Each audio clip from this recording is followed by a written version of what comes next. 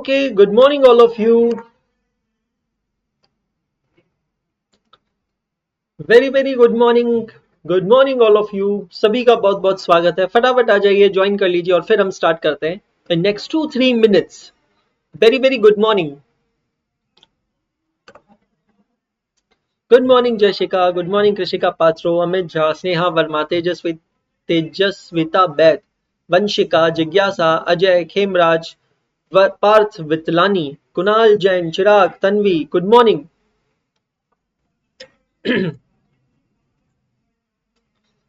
very good morning.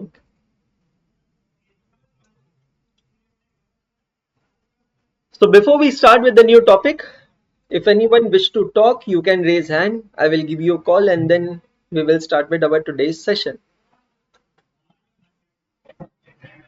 I'm absolutely fine. आपने भी का मतलब क्या होता है स्नेहा जी? आज सब सर ऐसे में क्यों हैं? कुछ स्पेशल है क्या आज? इंटरमीडिएट की नई बैच चालू हुई है, आप लोग हमारे लिए स्पेशल है और क्या चाहिए बताइए. सर ब्यूटीफुल लग रहे हो. ब्यूटीफुल. वाह, जबरदस्त. Thank you so much Sargam. Hello. Hello. Good morning ma'am. Good morning sir. कैसे हैं आप? I am good. How are you? I am also fine. Tejaswita कहाँ से आप? Sir I am from Jharkhand. Jharkhand से हैं. ओके. बताइए तेजस्विता जी, कैसे चल रही है पढ़ाई? How is everything going on? Classes कैसी चल रही है? सर क्लासेस अच्छा चल रहा है, खाली ईगो का बीच में डिस्टर्ब हुआ था. हाँ, अभी आई थिंक सेटल हो रहा है ना, सर ने कुछ बताया. Yes sir. शायद वो यस टाइमिंग चेंज करके ले रहे हैं ना क्लास. Yes sir. अभी कितने बजे ले रहे हैं class? Morning 8 o'clock. Morning 8 o'clock. अरे भाई साहब, ये तो जतिन सर के लिए बहुत डिफिकल्ट काम होने वाला है.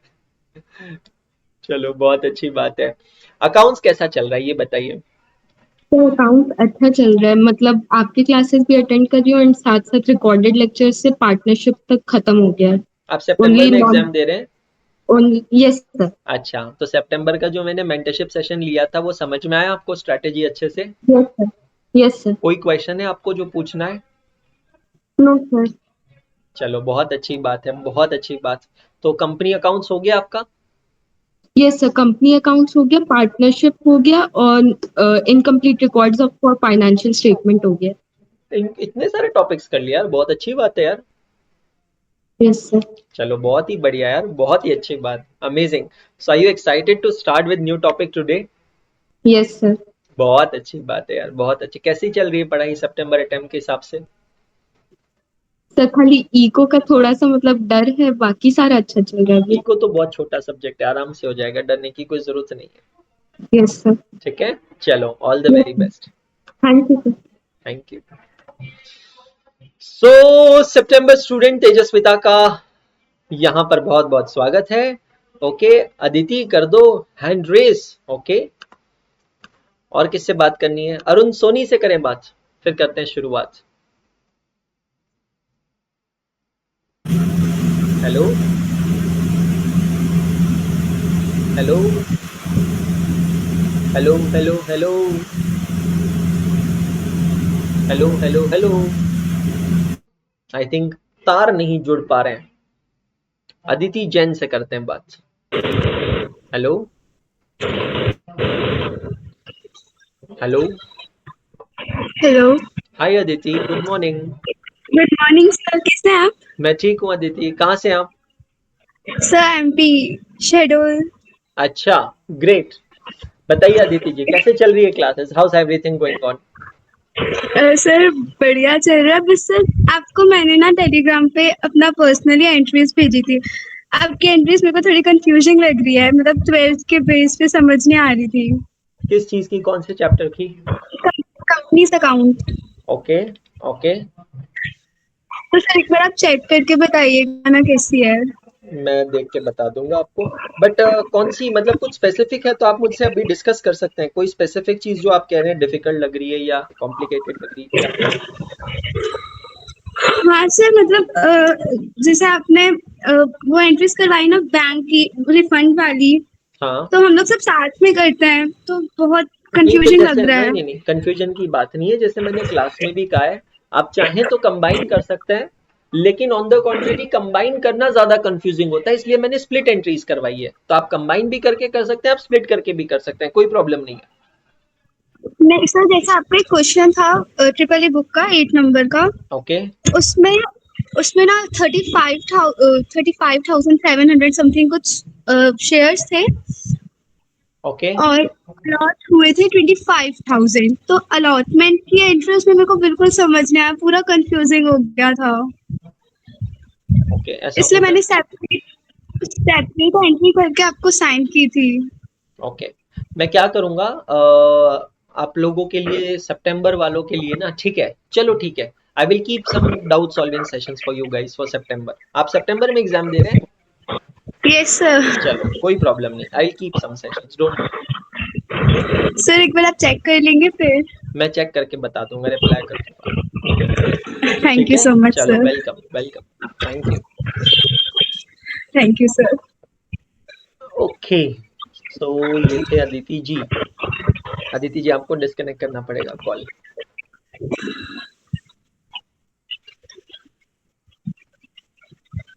Hello.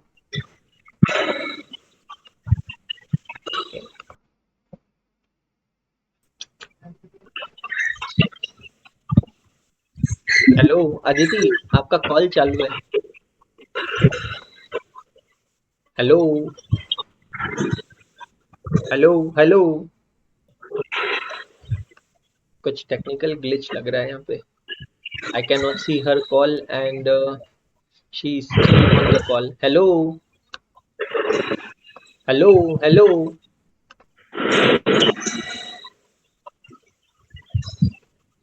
But I can hear the voice over here still.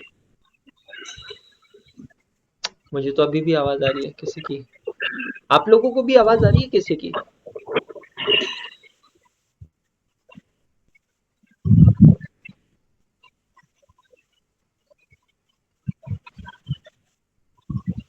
आवाज आ रही है ना? अभी भी मुझे भी आ रही है, अभी भी आवाज किसी की तो आ रही है। Hello hello. कोई साउंड आ रही है? हेलो। आई थिंक अब सही हो गया। Okay, so very good morning all of you. Welcome to lecture number 16, chapter number 2, bank reconciliation statement. मैं हूं आपका होस्ट और आपका दोस्त अंशुल अग्रवाल। आप सभी का करता हूं तहे दिल से स्वागत। वो सभी लोग जो मुझे नहीं जानते उन लोगों के लिए क्विक इंट्रोडक्शन। मेरा नाम है अंशुल अग्रवाल, मैं एकाग्रता का फाउंडर हूं, डायरेक्टर हूं, और मैंने फर्स्ट अटेम्प्ट में सीए और सीएस एक साथ कंप्लीट किया है। मैं पिछले 11 सालों से सीए के स्टूडेंट्स को पढ़ा रहा हूं। Besides being a chartered accountant and being a teacher, I am a vlogger, जोश टॉक स्पीकर, और मैं एक मोटिवेटर भी हूं। मैं सीए फाउंडेशन में अकाउंटिंग पढ़ाता हूं, सीए इंटरमीडिएट में advance accounting and cost and management accounting पढ़ाता हूं। जो भी बच्चे नए हैं, जिन्होंने चैप्टर नंबर 1 सपोज नहीं किया, तो वो आज के लेक्चर से ज्वाइन कर सकते हैं क्या? बिल्कुल डेफिनेटली आज आप ज्वाइन कर सकते हैं, कोई प्रॉब्लम वाली बात नहीं है। वैसे भी मैंने आपसे कहा था बेसिक्स ऑफ अकाउंट्स जो है वो मैंने एग्जामिनेशन ओरिएंटेड से ज्यादा आपको प्रैक्टिकल ओरिएंटेड पढ़ा है, जिससे आपको फ्यूचर में बहुत ज्यादा हेल्प होने वाली है। करेक्ट? ठीक है। मेरी लाइफ में मैं ये 3 सक्सेस मंत्रास में बिलीव करता हूं: patience, trust and self reliance. Important study resources, वैसे इसके बारे में लेक्चर नंबर 1 और 2 में हमने बात की है, बट क्योंकि नया टॉपिक चालू कर रहे हैं, तो ये नए टॉपिक के अंदर आप लोगों को ये कुछ चीजें बताना बहुत ज्यादा इंपॉर्टेंट है, हेंस दिस डिस्कशन। आप लोगों को जब भी कोई टॉपिक पढ़ना है तो उसका सीक्वेंस क्या होना चाहिए, कैसे पढ़ना चाहिए, कहां से शुरू करना चाहिए। सबसे पहले आपको करना है ट्रिपल ए क्लास बुक से, मतलब जो मेरी बुक है वहां से आपको कंप्लीट करना चाहिए। बुक आप चाहें तो हार्ड कॉपीज एकाग्रता की वेबसाइट पे जाके ऑर्डर कर सकते हैं। आईसीआई का स्टडी मटेरियल, आईसीआई के पीवाईक्यू, आरटीपी और एमटीपी, ये आपकी सीक्वेंसिंग इस तरीके से आपको फॉलो करना है। मतलब पहले बुक, एक चैप्टर खत्म हो जाए, मेरी बुक से खत्म करने के बाद जाना है मॉड्यूल पे। मॉड्यूल के काफी क्वेश्चंस हम ऑलरेडी कर चुके हैं, जो डिफरेंशियल क्वेश्चन है वो करने हैं, फिर पीवाईक्यू, फिर आरटीपी, फिर एमटीपी एंड सो ऑन। हम लोग अभी देख रहे हैं नया टॉपिक बैंक रिकंसिलिएशन स्टेटमेंट। सभी जने अपने रजिस्टर्स में आएंगे और हेडिंग डालेंगे bank reconciliation statement. Come to your registers and write down heading Bank Reconciliation Statement. Chapter number 2, Bank Reconciliation Statement. Yes. Chapter number 2, Bank Reconciliation Statement. Now, understand. सबसे पहले बिल्कुल बेसिक से फंडामेंटल से topic चालू करेंगे कि ये टॉपिक की शुरुआत होती कहाँ से। वापस लिखना नहीं है, ये अकाउंटिंग प्रोसेस आप लोगों के पास ऑलरेडी लिखा हुआ है क्योंकि इसको हमने काफी डिटेल में समझा है। अकाउंटिंग प्रोसेस मतलब क्या, अकाउंटिंग करने की प्रोसेस। अकाउंटिंग करने की जो प्रोसेस होती है वो चालू कहाँ से होती है, इवेंट से चालू होती है। इवेंट से पूछते हैं हम कितने सवाल, 3 सवाल, 3 questions. Number 1, are you related to business? Number 2, can you be express in terms of money? And number 3, is there any change in financial position? अगर तीनों का जवाब होता है हाँ, तो वो इवेंट सिर्फ इवेंट नहीं रहता है, वो बन जाता है transaction. Once it becomes transaction, what do? You identify the accounts involve, you identify the nature of accounts. How do you identify the accounts involved? आप ये देखते हैं कि वो जो भी ट्रांजेक्शन है उस ट्रांजेक्शन में क्या आ रहा है और क्या जा रहा है, what is coming in and what is going out, and accordingly आप लोग यहाँ पर देखेंगे कि क्यों कौन कौन से अकाउंट्स इन्वॉल्व होते हैं। Identifying the accounts involve, identifying the nature of accounts. Nature of accounts 3 type के नेचर हमने देखे हैं, personal accounts, real account and nominal account. उसमें से कौन सा नेचर है, apply the golden rules of accountancy, और फिर अकॉर्डिंगली हमें गोल्डन रूल्स ऑफ अकाउंटेंसी को अप्लाई करना है। गोल्डन रूल्स ऑफ अकाउंटेंसी क्या, एक बार फटाफट डिस्कस कर लेते हैं। पर्सनल अकाउंट का रूल होता है debit the receiver, credit the giver. Real का रूल होता है debit what comes in, credit what goes out. और नॉमिनल का रूल होता है debit all expenses and losses and credit all incomes and gains. तो after we identify the accounts involve, we apply the golden rules of accounting, we pass the journal entry. After we pass journal entry, we close all the, we post to the ledger accounts, then we prepare the trial balance. अब यहां तक हम लोगों ने देखा, अब समझने की कोशिश कीजिएगा दोस्तों। ये जो ट्रायल बैलेंस होती है ना, ये ट्रायल बैलेंस होती है किसकी तरह, it is like raw material. और ये रॉ मटेरियल को यूज कर कर हम बनाते हैं फाइनेंशियल स्टेटमेंट्स, जो कि हमारे फिनिश्ड गुड्स की तरह होती है। अब मैं एक स्टेटमेंट देने जा रहा हूं, वो स्टेटमेंट को ध्यान से सुनिएगा और मुझे बताइएगा कि आप उस स्टेटमेंट से एग्री करते हैं या नहीं करते हैं, ठीक है। मैं भी आपको एक स्टेटमेंट देने जा रहा हूं, गौर से सुनना है और आपको मुझे बताना है do you agree with that statement और नॉट। ध्यान से सुनना। The quality of finish good is dependent on the quality of raw material, agree और not. I repeat, the quality of finished goods is dependent on the quality of raw material. Yes or no? Give me answer. Quality of finished goods is dependent on quality of raw material. Obviously, all of you are agreeing to it and that's absolutely correct. Yes, simple चीज है ना, जैसी करनी वैसा फल, आज नहीं तो निश्चित कल। God bless me. उसके बाद में जैसा बोओगे वैसा पाओगे। अगर अच्छा आम होगा तो आम रस बहुत अच्छा बनेगा, अगर अच्छे बीज होंगे तो पेड़ बहुत अच्छा बनेगा। तो रॉ मटेरियल अगर अच्छा होगा तो फिनिश गुड अच्छा होगा। इसका मतलब क्या है, इसका मतलब यह है कि अगर मैं चाहता हूं कि मेरे फाइनेंशियल स्टेटमेंट्स परफेक्ट बने, परफेक्ट बने का मतलब है मेरे फाइनेंशियल स्टेटमेंट्स में कोई भी एरर्स ना हो, कोई भी गलतियां ना हो, तो मुझे यह ध्यान रखना पड़ेगा कि मेरी ट्रायल बैलेंस भी परफेक्ट होनी चाहिए। मतलब इससे पहले कि मेरा फाइनेंशियल स्टेटमेंट्स फाइनल हो, मुझे अपने ट्रायल बैलेंस को रीचेक करना चाहिए। और यहां पर इस पॉइंट पे मतलब after preparation of trial balance and before preparation of financial statement, हम एक एडिशनल प्रोसेस करते हैं। उस प्रोसेस को कहा जाता है the process of balance confirmation.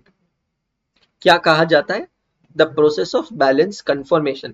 दोस्तों, बैलेंस कंफर्मेशन एक ऐसी प्रोसेस होती है जहां पर हम लोग क्या करते हैं, जहां पर हम लोग हमारे ट्रायल बैलेंस के बैलेंसेस को रीकंफर्म करते हैं।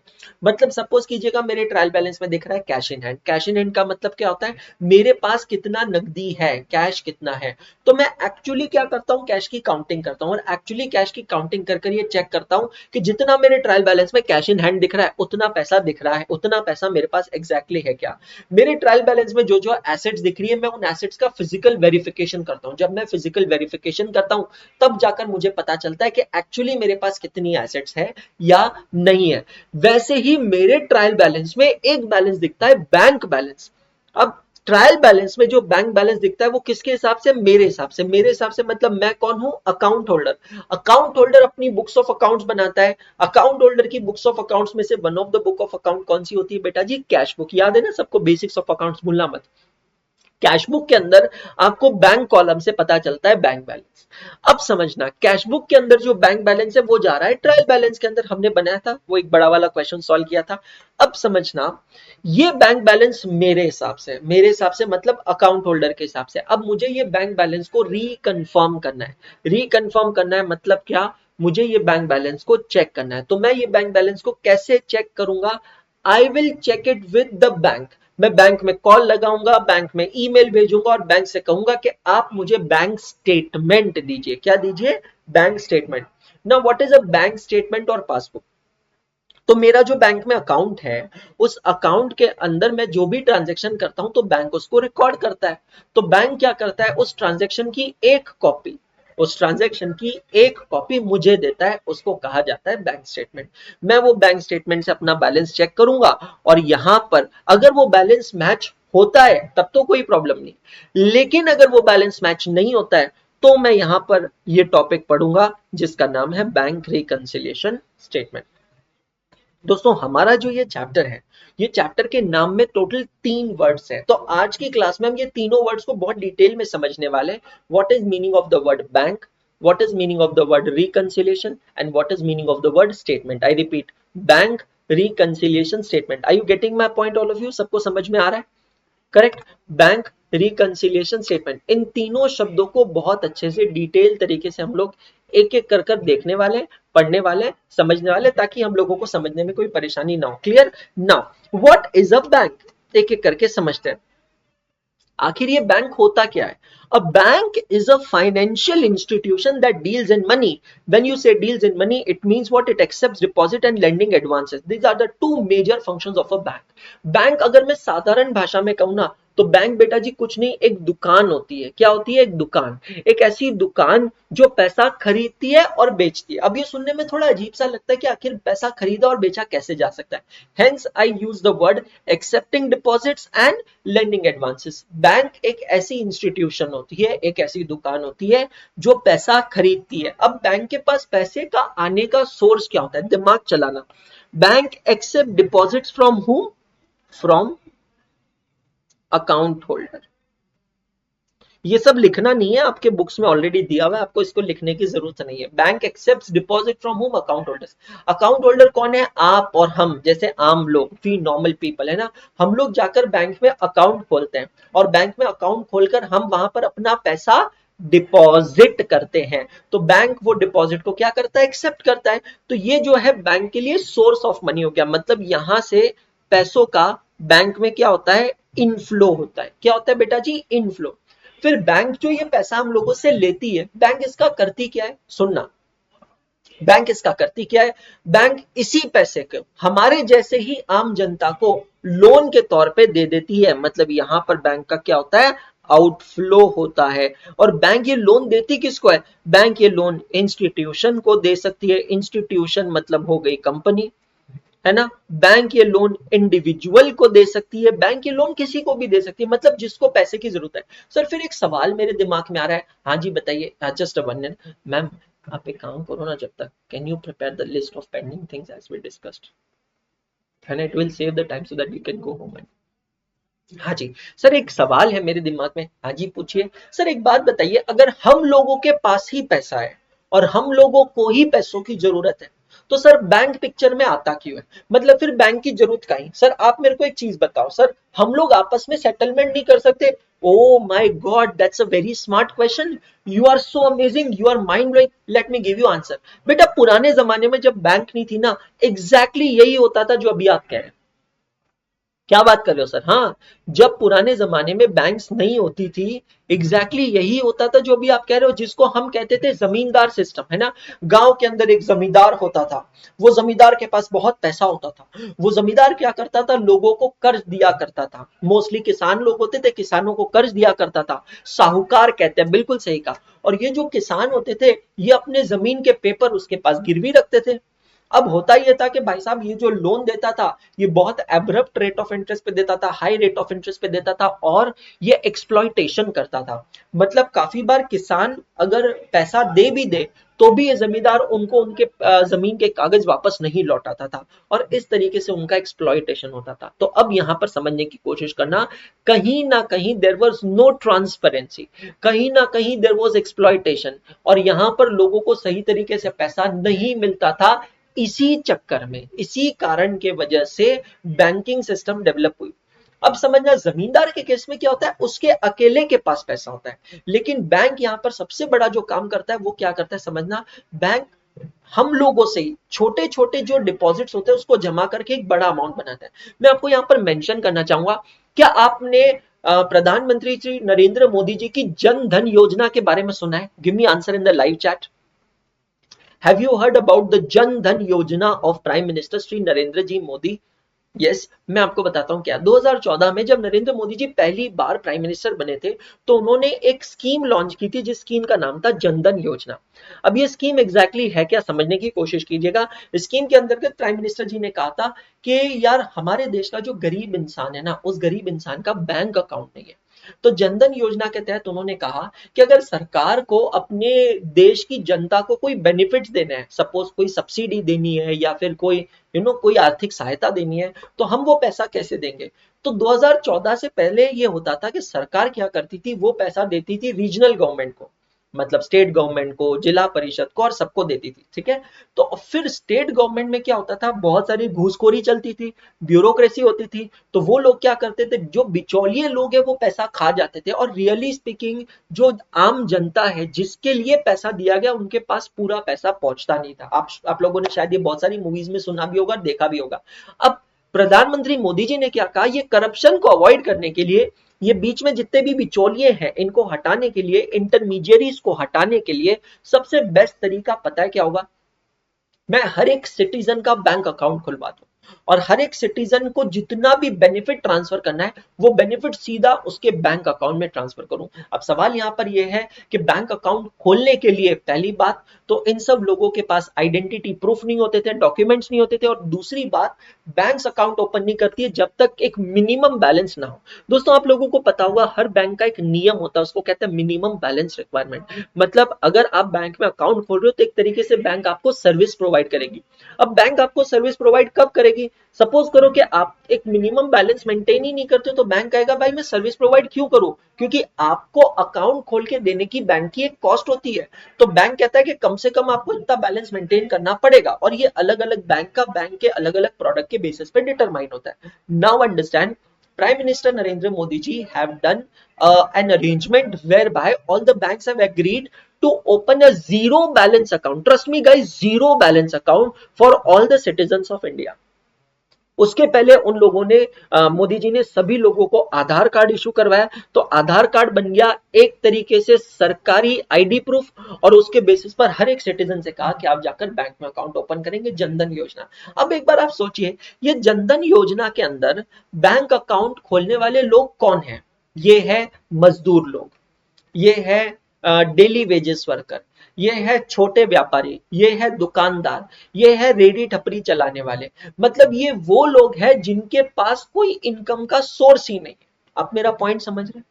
तो रियली स्पीकिंग, लॉजिकली, ये लोग जब बैंक में अकाउंट खोलेंगे, तब तो बैंक के पास कोई पैसा आएगा ही नहीं, क्योंकि एक्सपेक्टेशन है ही नहीं, क्योंकि इनके पास पैसा नहीं, क्योंकि इनके पास पैसा नहीं है, तो इनसे कोई एक्सपेक्टेशन नहीं है। फिर मोदी जी अकाउंट क्यों खुलवा रहे हैं? ताकि इनको डायरेक्ट बेनिफिट ट्रांसफर हो सके, और बीच में कोई बिचौलिए ना आए। मतलब सरकार के यहां से अगर 100 रुपए का बेनिफिट निकल रहा है, तो जनता के पास बराबर पूरा 100 रुपया पहुंचना चाहिए। ये क्लियर हो गया सबको? Is this clear to all of you? अब भाई साहब यहां पर हुआ यूं, आप लोग जानकर हैरान होंगे, जब जन धन योजना के अंतर्गत सरकार ने सभी लोगों के अकाउंट्स खुलवाए, ये लोग, गरीब लोग, आई एम सॉरी, हमारे भारत के सो कॉल्ड देश के गरीब लोग, इन लोगों का जब जन धन योजना में अकाउंट खुला, आपको पता है उस अकाउंट में, जन धन योजना के अकाउंट्स में कितना पैसा इकट्ठा हुआ? द अमाउंट वॉज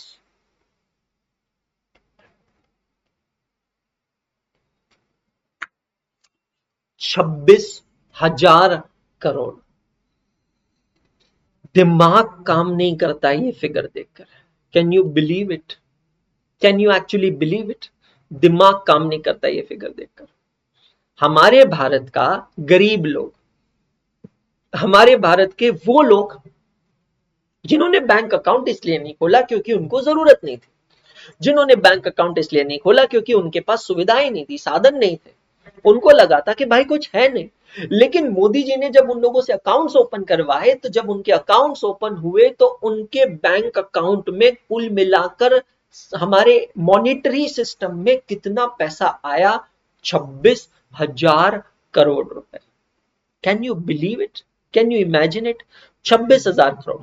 अब आप एक यही चीज समझने की कोशिश करना, अगर कोई इंसान साहूकार बनता है, अगर कोई इंसान जमींदार बनता है, तो वो साहूकार और जमींदार सिर्फ अपना पैसा कर्ज पे देगा, लोन पे देगा, लेकिन बैंक का सब जो एक मेजर रोल है वो है चैनलाइजिंग मनी।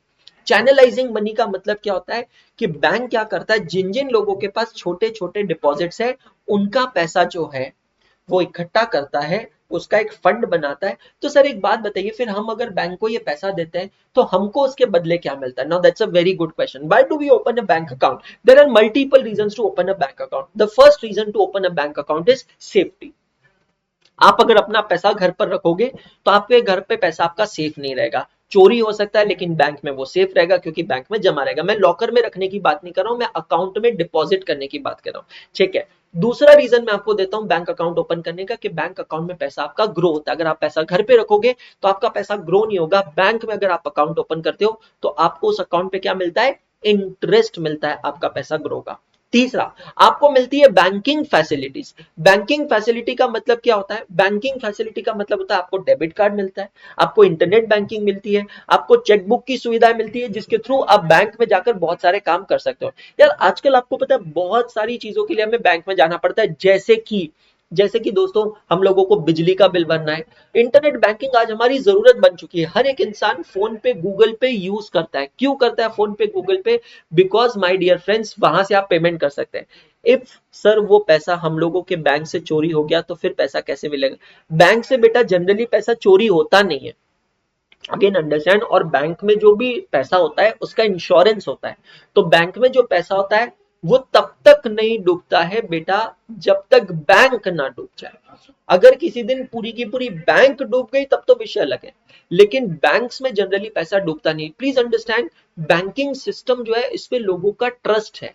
अगर बैंकिंग सिस्टम कोलैप्स हो गया ना तो समझना, स्पेशली इंडिया की अगर मैं बात करूं तो इंडिया का पूरा इकोनॉमिक सिस्टम कोलैप्स हो जाएगा। तो भारत एक ऐसा देश है जो पूरा के पूरा देश बैंकिंग सिस्टम पे काफी निर्भर करता है। तो बैंक का सबसे मेजर फंक्शन मैंने क्या बताया? Accepting deposits and lending advances. अब एक बार सोचो, ये 26,000 करोड़ रुपया जो बैंकिंग सिस्टम में आया, बैंक ने क्या किया? ये 26,000 करोड़ रुपए को लोन के तौर पे दे दिया, ठीक है। लोन्स जिन जिन को अलग अलग तरीके के लिए लोन्स चाहिए। What are the various types of bank? अलग अलग टाइप ऑफ बैंक, अगेन ये सब जनरल नॉलेज के लिए, इसका बहुत ज्यादा एग्जामिनेशन ओरिएंटेड रेफरेंस नहीं है। सबसे पहले आता है सेंट्रल बैंक। हर एक देश का एक उच्चतम बैंक होता है, एक सेंट्रल बैंक होता है, और वो बैंक इंडिया में जो है उसका नाम है RBI, reserve bank of India. Now what is a reserve bank of India? Reserve bank of India guys, it is known as bankers bank. क्या कहलाती है ये? Bankers bank. अब इसको समझने की कोशिश कीजिएगा, होता क्या है। सपोज कीजिएगा एक पर्सन है, ये दूसरा पर्सन है, और ये तीसरा पर्सन है, ठीक है। इन सबके अलग अलग बैंक अकाउंट्स हैं, अलग अलग बैंक में अकाउंट्स हैं। इसका अकाउंट है आईसीआईसीआई बैंक में, इसका अकाउंट है स्टेट बैंक ऑफ इंडिया में, और इसका अकाउंट है एचडीएफसी बैंक में। अब समझना, ये पर्सन तीनों बैंक के अकाउंट होल्डर्स हैं, मतलब इन तीनों ने बैंक में पैसा जमा किया है। अब इंडियन मॉनेटरी सिस्टम काम कैसे करता है समझना। इंडिया की सेंट्रल बैंक का नाम है रिजर्व बैंक ऑफ इंडिया, मतलब आरबीआई। अब आरबीआई और बाकी बैंक्स एक साथ फंक्शन कैसे करते हैं? आरबीआई का नाम मैंने क्या बताया? Bankers bank. मतलब यह है कि हम लोग नॉर्मल इंसान आरबीआई में जाके अकाउंट नहीं खोल सकते। आरबीआई में अकाउंट किसका होता है? आरबीआई में अकाउंट होता है इन सभी बैंक्स का। हमारा अकाउंट हो सकता है क्या? क्या आप और मैं जाकर आरबीआई में अकाउंट ओपन कर सकते हैं? आंसर है नहीं। लैग हो रहा है? Okay, let me check.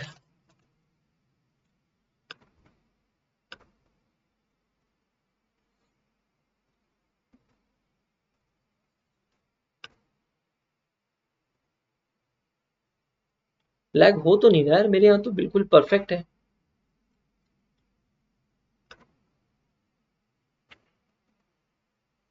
Confirm कीजिए, कोई लैग नहीं है।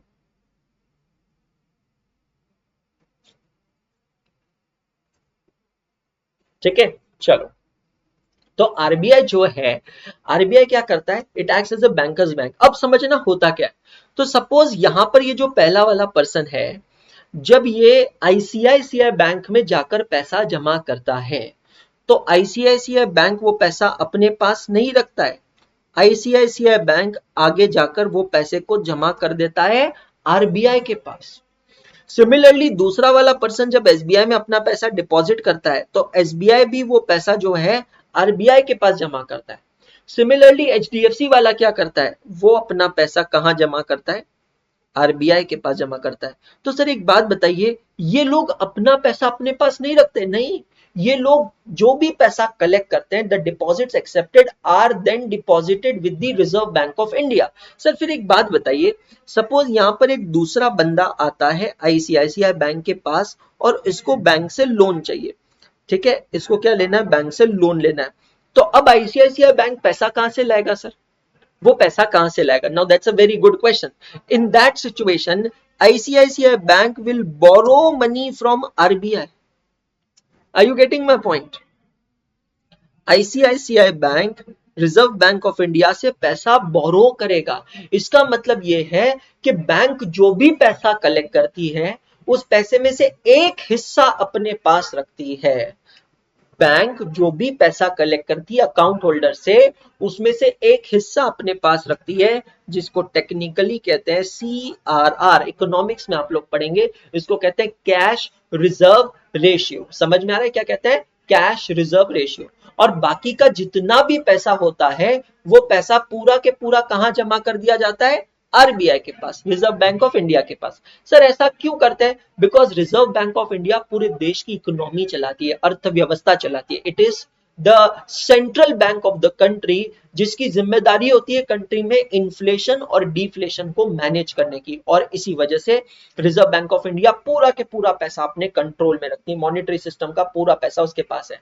फिर अगर बैंक के पास कोई कस्टमर आता है, क्योंकि अगेन एज आई सेड हम तो आरबीआई के पास नहीं जा सकते लोन लेने के लिए, तो हम कहां जाएंगे? हम आईसीआईसीआई बैंक के पास जाएंगे, एक्सिस बैंक के पास जाएंगे, एचडीएफसी के पास जाएंगे। तो इनके पास तो पैसा ही नहीं है लोन देने के लिए, तो ये लोग क्या करेंगे? They are going to borrow the money from RBI. और इन लोगों को, मतलब आईसीआईसीआई बैंक को आरबीआई को लोन पे इंटरेस्ट देना पड़ता है, और जिस रेट से इंटरेस्ट देना पड़ता है दोस्तों, उसको टेक्निकली कहा जाता है बैंक रेट।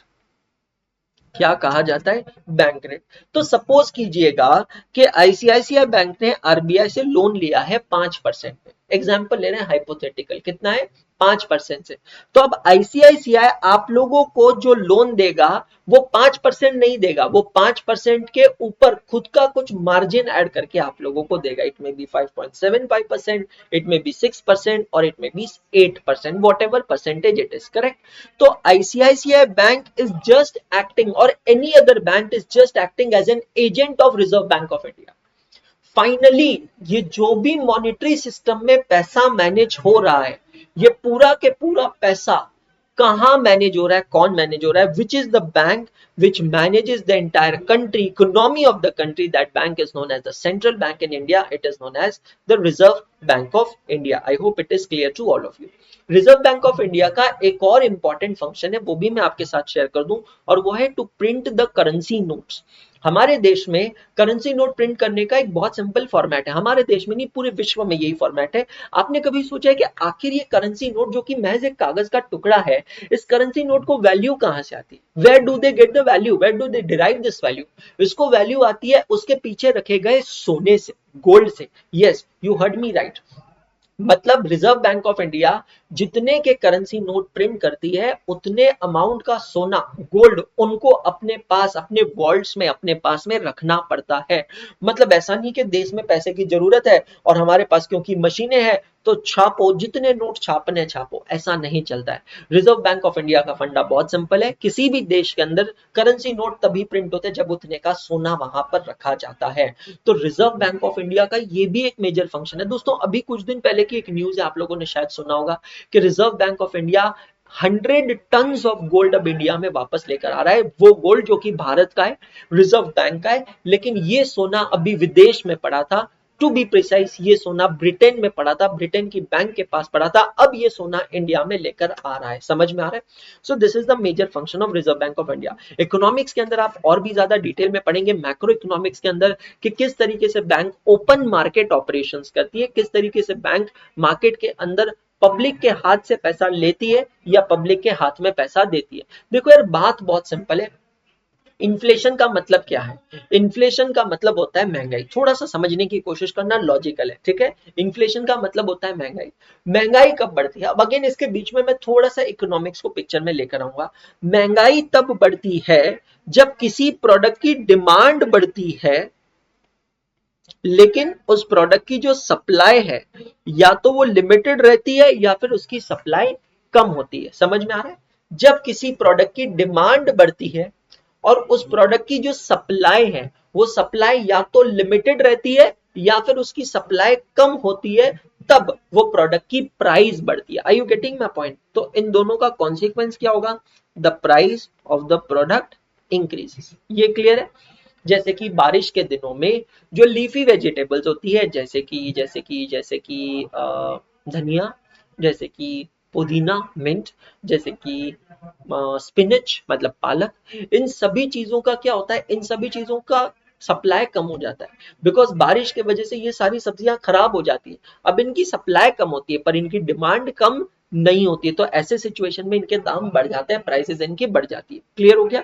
अब समझना, now try to understand. Reserve bank of India अपने देश में महंगाई को कैसे मैनेज करती है? रिजर्व बैंक ऑफ इंडिया जब भी उनको लगता है कि देश में महंगाई बढ़ गई है, इन्फ्लेशन बढ़ गई है। इन्फ्लेशन क्यों बढ़ती है? क्योंकि लोगों के पास बहुत पैसा है। लोगों के पास पैसा कैसे आया? लोगों ने बहुत पैसा कमाया। तो लोगों ने बहुत पैसा कमाया, लोगों के पास बहुत पैसा है, तो लोग क्या करते हैं? मार्केट में जाएंगे, शॉपिंग करेंगे, घूमेंगे फिरेंगे, नाचेंगे गाएंगे, ऐश करेंगे, और क्या। तो लोग जब मार्केट में जाएंगे शॉपिंग वगैरह करने के लिए, तब पता है क्या होगा? मार्केट में डिमांड बढ़ेगी, और सप्लाई जब उतनी रहेगी तो प्रोडक्ट के प्राइसेस क्या हो जाएंगे? इंक्रीज हो जाएंगे। तो रिजर्व बैंक ऑफ इंडिया ऐसे समय में लोगों के हाथ से पैसा ले लेती है। हाँ सर, लोगों के हाथ से पैसा लेती मतलब चोरी करती है? नहीं, चोरी नहीं करती। तो सर करती क्या है रिजर्व बैंक ऑफ इंडिया? लोगों के हाथ से पैसा लेती कैसे है? मैं आपको बताता हूं। लोगों के हाथ से पैसा लेने का मतलब होता है, रिजर्व बैंक ऑफ इंडिया कुछ ऐसा लालच देती है लोगों को कि आप इन्वेस्टमेंट करें। Reserve bank of India along with income tax department लोगों को अट्रैक्ट करती है कि आप अगर सपोज 50,000 रुपए के ये बॉन्ड्स खरीदते हैं तो आपको इनकम टैक्स में छूट मिलेगी। मतलब कुल मिलाकर अलग अलग तरीके का लालच देकर लोगों को मोटिवेट किया जाता है कि आप अपने पैसे को खर्च ना कर कर इन्वेस्ट करें। इन्वेस्ट करने का मतलब है the money should go out of the consumers hand, क्योंकि अगर कंज्यूमर के हाथ में पैसा ही नहीं रहेगा तो वो खर्चा कैसे करेगा? आपने एक सिंपल सी चीज देखी होगी कि अपनी एक मेंटेलिटी होती है, जब हमारे पास बहुत पैसा होता है, जब जेब में बहुत पैसा होता है, तब हम एकदम ऐसे राजा वाला फील करते हैं। और ऐसी सिचुएशन में दोस्तों काफी बार हम अननेसेसरी खर्चे कर लेते हैं, मतलब वो खर्चे जिसकी जरूरत नहीं है, हमारे बिजनेस में जरूरत नहीं है, फिर भी हम वो खर्चे कर लेते हैं। क्यों कर लेते हैं? बिकॉज हमारे पास बहुत सारा पैसा है। Are you getting my point? बहुत सारा पैसा।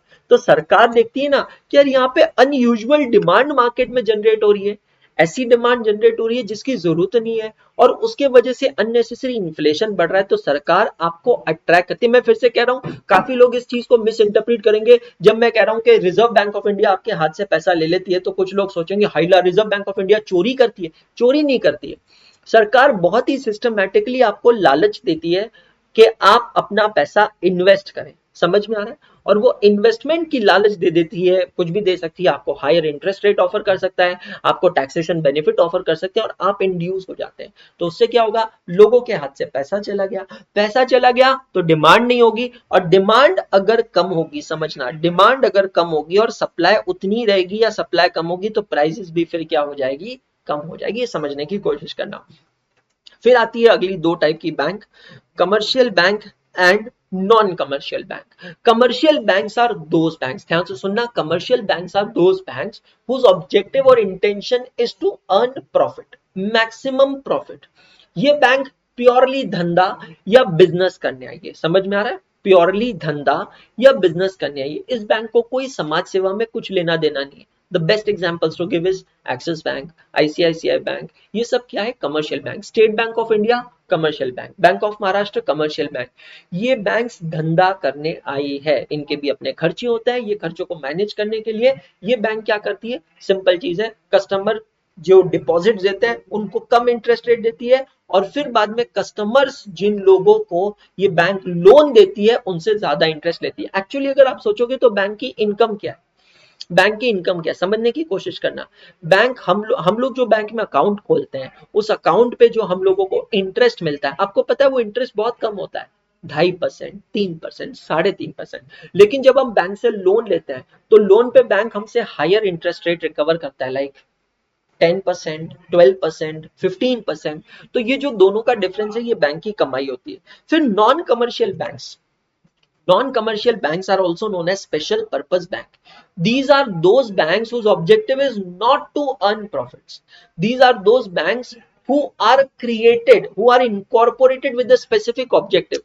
किसी एक उद्देश्य से ये बैंक बनती है, समझना, किसी एक इंटेंशन से, किसी एक उद्देश्य से ये बैंक बनती है। और वो बैंक का बनने का इंटेंशन, ऑब्जेक्टिव बहुत सिंपल होता है कि भाई साहब आप लोगों को वो उद्देश्य पूरा करना है। जैसे कि कुछ एग्जांपल्स मैं यहां पर लेता हूं। नाबार्ड, नाबार्ड का फुल फॉर्म है national bank for agriculture and rural development. I repeat, national bank for agriculture and rural development, मतलब ग्रामीण विकास के लिए या फिर किसानों के विकास के लिए ये एक स्पेशल बैंक बनी है, समझने की कोशिश करना। मैं रिपीट करता हूं इसका full form, national bank for agriculture and rural development, NABARD. दूसरा है SIDBI, small industrial development bank of India. क्या कहा मैंने, small industrial development bank of India. तीसरा है एक्सिम, एक्सिम का फुल फॉर्म क्या है, export import bank of India. I repeat, export import bank of India. अब ये कुछ एग्जांपल्स मैंने आपको दिए हैं, ये कुछ स्पेशल पर्पस बैंक्स होती है या नॉन कमर्शियल बैंक होती है। अब समझना कि अगर आप सोचोगे तो एक किसान जो है, एक किसान अगर लोन लेना चाहता है, तो अगर उसको लोन लेना है तो कितनी मुसीबत होगी अगर उसको एक कमर्शियल बैंक में जाना है। देखो सिंपल है, कमर्शियल बैंक धंधा करने बैठा है, ठीक है, कमर्शियल बैंक कोई समाज सेवा करने नहीं बैठा। अब कमर्शियल बैंक के पास एक किसान जाएगा लोन लेने के लिए, तो कमर्शियल बैंक हो सकता है उसको एक्सप्लॉइट करे, या हो सकता है उसको लोन ही ना मिले। किसान कहेगा भाई मुझे खेतों में बीज बोने के लिए, बीज के लिए पैसा चाहिए, मुझे फर्टिलाइजर के लिए पैसा चाहिए। कमर्शियल बैंक तो अपना ड्यू डिलीजेंस पूरा करेगा, वो उससे दुनिया भर के डॉक्यूमेंट्स मांगेगा जो शायद उसके पास ना हो।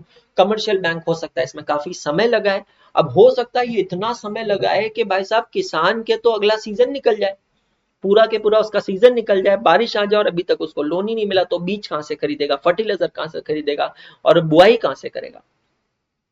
तो ऐसे लोगों के लिए सरकार ने कुछ अलग स्पेसिफिक बैंक्स बना रखी है, जैसे कि नाबार्ड। तो ये जो बैंक है, ये बैंक स्पेशल पर्पस बैंक है। ये सिर्फ और सिर्फ सरकार ने किसानों के लिए बनाई है, जहां पर किसानों को आसानी से रीजनेबल ब्याज दर पे, आसानी से रीजनेबल ब्याज दर पे किसानों को लोन मिल जाए। ठीक उसी तरह होता है गृह उद्योग, लघु उद्योग। गृह उद्योग, लघु उद्योग का मतलब क्या होता है, small scale industry, small industrial development banks of India. अब समझना, बड़ी इंडस्ट्री को तो कोई भी लोन देना चाहेगा, लॉजिक बहुत सिंपल है। बड़ी इंडस्ट्री से ब्याज अच्छा मिलता है, बड़ी इंडस्ट्री से सिक्योरिटी मिलती है आपको, मतलब लोन देने वाले को सेफ्टी है ना कि भाई मेरा पैसा डूबेगा नहीं। क्यों नहीं डूबेगा, रीजन बहुत सिंपल है, क्योंकि बड़ा प्लेयर है भाई, आज अंबानी जी को लोन देना है, अडानी जी को लोन देना है, कोई भी एक पांव पे खड़े होकर तैयार हो जाएगा, लोन दे देगा। लेकिन अगर वही लोन किसी एक नए व्यापारी को देना है, एक नए बिजनेसमैन को देना है, तो फिर परेशानी हो जाती है। वहां पर क्यों परेशानी हो जाती है, क्योंकि लोग कहते हैं कि भाई साहब ना जान ना पहचान, मैं तेरा मेहमान, मैं कैसे तेरे को लोन दूं। भाई मैं तेरे को लोन दे दूं और कल ये लोन का पैसा डूब गया तो क्या करोगे। आप लॉजिक समझ रहे हो, कल तुम अगर उसका इंटरेस्ट पे नहीं कर पाए, रीपेमेंट नहीं कर पाए, तो आप क्या करोगे। Are you getting my point. तो ऐसी सिचुएशन के अंदर होता क्या है, ऐसी सिचुएशन के अंदर स्मॉल स्केल इंडस्ट्रियलिस्ट को, बिजनेसमैन को कभी लोन मिलता ही नहीं था। इस प्रॉब्लम को ओवरकम करने का तरीका क्या था, सरकार ने ऑल टुगेदर एक सेपरेट बैंक बना दी। मैंने सिर्फ यहाँ पे 3 एग्जांपल्स लिए, बट ट्रस्ट मी इससे ज्यादा है, और भी बहुत सारे एग्जांपल्स हैं। तो सरकार ने ऑल टुगेदर इसके लिए एक बैंक बना दी जिसका नाम है SIDBI, small industrial development bank of India. ठीक उसी तरह और एक यहाँ पर है Exim, export import bank of India. तो ये बैंक बना है, स्पेशल बैंक बना है only and only for exporters and for importers, जो आयात निर्यात का काम करते हैं। What is the meaning of export, export का मतलब होता है जब आप इंडिया से किसी दूसरे देश में गुड्स भेजते हैं उसको कहते हैं एक्सपोर्ट। आयात, आयात मतलब भेजना। निर्यात कहते, सॉरी। अब आयात, इंपोर्ट मतलब क्या होता है, किसी और देश से इंडिया में कुछ लेकर आना, उसे कहते हैं इंपोर्ट। अगेन अब यहाँ पे थोड़ा इकोनॉमिक्स पिक्चर में आएगा। लॉजिकली अगर आप सोचोगे तो एक डेवलप्ड कंट्री वो कंट्री होती है जिसका, एक डेवलप्ड कंट्री वो कंट्री होती है जिसका एक्सपोर्ट जो होता है it is greater than import. सोच के देखो मैं सही बोल रहा हूं या नहीं, थिंक अबाउट इट। जिसका एक्सपोर्ट इंपोर्ट से ज्यादा होता है, that country is a developed country. Think about it, सोच के जवाब देना। A country, a developed country or a successful country is a country whose exports are more than imports. Logical है यार, बिल्कुल लॉजिकल है। कैसे सर? सिंपल समझो। अगर मैं किसी दूसरे देश से कुछ इंपोर्ट कर रहा हूं, इंपोर्ट कर रहा हूं मतलब खरीद रहा हूं, तो मुझे उस दूसरे देश से इंपोर्ट करने के लिए मुझे खर्चा करना पड़ेगा। जबकि अगर मैं एक्सपोर्ट करता हूं तो मैं सेल करता हूं। तो कभी भी ध्यान रखना, अगर मैं चीजें बेच रहा हूं तो I am earning foreign currency, इसको कहते हैं फॉरेन करेंसी इनफ्लो। और अगर मैं एक्सपोर्ट करूंगा तो क्या होगा, फॉरेन करेंसी आउटफ्लो। तो अगर मेरे एक्सपोर्ट्स ज्यादा होंगे तो मेरी फॉरेन करेंसी की इंपोर्ट ज्यादा होगी, बहुमूल्य विदेशी मुद्रा, डॉलर। अगर मैं ज्यादा डॉलर कमाऊंगा, समझ में आ रहा है, अगर मैं ज्यादा डॉलर कमाऊंगा तो मेरे फॉरेन करेंसी रिजर्व्स बढ़ जाएंगे। ये समझने की कोशिश करना। लेकिन अगर मेरे इंपोर्ट ज्यादा होंगे ना तो परेशानी। अब यहां पर समझने की कोशिश करना, हमारा देश जो है कुछ एसेंशियल चीजों को इंपोर्ट करता है। क्यों इंपोर्ट करते हैं सर? क्योंकि हमारे देश में उन चीजों की उतनी उत्पन्नति नहीं होती, उतना प्रोडक्शन नहीं होता जितनी उसकी जरूरत है। Sir can you give us certain examples? बिल्कुल, ये लीजिए, आलू सबसे कॉमन एग्जांपल है दोस्तों। आलू एक तरीके से बहुत ही कॉमन चीज है, कॉमन डिश है। चाहे कोई इंसान गरीब हो या फिर कोई इंसान अमीर हो, आलू हर कोई खाता है। हर कोई इंसान आलू खाता है, आपको ये पता है। अब आपको जानकर हैरानी होगी इस बात से कि दोस्तों, हमें इंडिया में हमारे सिटीजन्स को खाने के लिए जितना आलू चाहिए, हमारे देश में उतना आलू उत्पन्न नहीं होता है, मतलब उतने आलू की फार्मिंग नहीं होती। तो हम जो आलू खाते हैं, हमें हमारी जरूरत के लिए आलू कम पड़ता है, तो हम वो आलू को इंपोर्ट करते हैं। सेम एग्जांपल लेता हूं मैं, प्याज। मतलब ये इतने कॉमन एग्जांपल्स मैं आप लोगों को दे रहा हूं दोस्तों कि आपको उससे बिल्कुल समझ में आएगा कि, चलिए मैं यहाँ पर एप्पल के फोन की बात नहीं कर रहा हूँ, मैं टेस्ला के गाड़ी की बात नहीं कर रहा हूँ, मैं बीएमडब्ल्यू वगैरह की बात नहीं कर रहा हूँ, ये सब इंपोर्टेड कार्स है, बराबर है। लेकिन मैं तो यार रोजमर्रा के जिंदगी की जो चीजें उसकी बात कर रहा हूँ कि डे टू डे लाइफ में भी, मतलब आज हम लोग काफी डेवलप्ड हैं, काफी डेवलपमेंट कर रहे हैं, एग्रीड है, निसंदेह, इसमें कोई दोहराए वाली बात ही नहीं है। लेकिन आज भी दोस्तों हमारे लिए ऐसी बहुत सारी चीजें हैं, ऐसे प्रोडक्ट्स हैं, वो सारे के सारे प्रोडक्ट्स जो है वो हमारे डे टू डे लाइफ के प्रोडक्ट्स हैं, लेकिन हमारे कंट्री में उसका एडिक्वेट प्रोडक्शन नहीं होता है। तो सर इस प्रॉब्लम को कैसे ओवरकम किया जाए? ओवरकम करने का बहुत सिंपल तरीका है। अगर हमारे देश में सपोज उन चीजों की फार्मिंग, उन चीजों की प्रोडक्शन ज्यादा होने लगे जो हमारे पर्सनल कंजम्पशन के लिए रिक्वायर्ड है, तो पता है क्या होगा, हमें इंपोर्ट नहीं करना पड़ेगा। क्योंकि देखो कुछ चीजें हमें इंपोर्ट करना ही पड़ता है, हमारे पास चॉइस नहीं है। एग्जाम्पल, मेडिकल इक्विपमेंट्स, सोच के देखिए। एग्जाम्पल, टेक्नोलॉजी के इक्विपमेंट्स हैं। आज इंडिया में मैक्सिमम लैपटॉप्स बाहर से आ रहे हैं, मोबाइल फोन्स बाहर से आ रहे हैं। अब आप एक बात सोचिए, इतना बड़ा देश है हमारा, इतना बड़ा देश है, हम लोग कह रहे हैं ना मेक इन इंडिया, ये वो सारी चीजें कहते हैं। आज हम सब लोग मोबाइल फोन यूज कर रहे हैं। हम जो भी मोबाइल फोन यूज कर रहे हैं, इतनी कंपनीज हैं, इन सारी कंपनीज में कोई इंडियन कंपनी आपको कहीं नहीं मिलेगी। थी लॉन्ग बैक एक कंपनी थी जिसका नाम था माइक्रोमैक्स, लेकिन आज वो कंपनी के प्रोडक्ट्स मार्केट में अवेलेबल ही नहीं है।